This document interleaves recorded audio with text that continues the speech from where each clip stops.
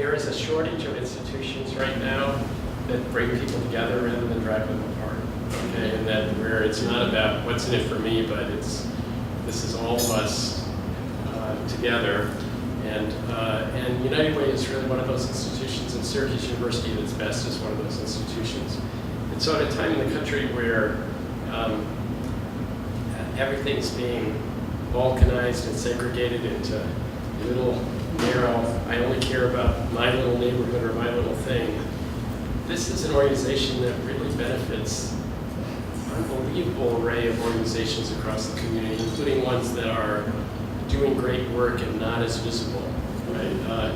And so at a time where a lot of organizations are pulling back from commitment to that kind of thing, it's just really important for Syracuse University to step up.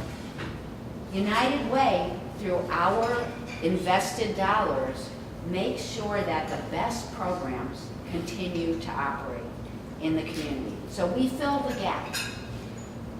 The other thing that our money does is many of the organizations get federal funding that requires local matching dollars. So as an example, for a $100,000 program, they have to have $25,000 in local dollars, and that leverages $75,000 more in our tax dollars back here for services in Central New York, instead of going to New York City or somewhere else. So that 3-to-1 is a pretty darn good return on investment, and we don't want to leave any dollars outside of this community. We want to bring them back.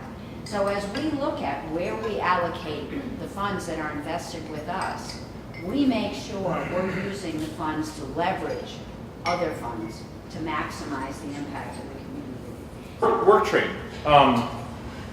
It's a pretty simple concept. First of all, we talked about poverty.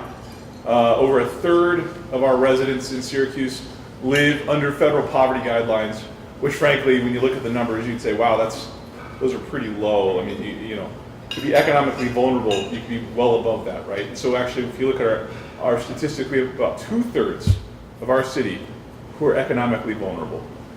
and as a part of that, that means that we have a preponderance of people who are unemployed or underemployed.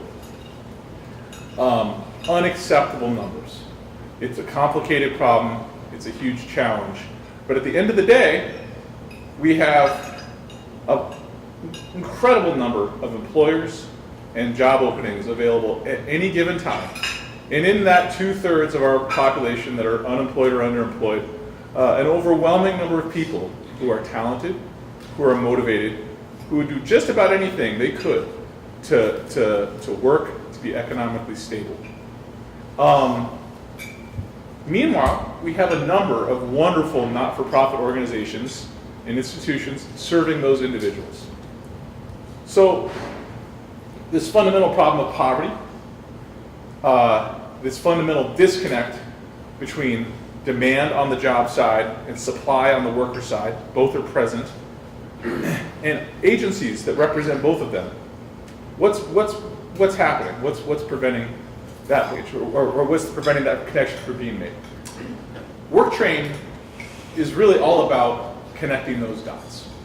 That. And I would just urge you to think about your story, think about the people in your lives that are benefiting from United Way and the difference that it's making them in becoming more independent, or coming out of poverty, or learning, and what that's doing for them and for our community. And don't be afraid to share those stories as leaders in our United Way campaign form that I'm going to fill out. I'm going to designate the vast majority of my money, maybe all, I'm still debating, but the vast majority of the money that I contribute is going to go into their general fund so that they can decide year by year what's the challenge this year that we need to focus on, and how might we be able to better fund that particular program. I want to be a part of that.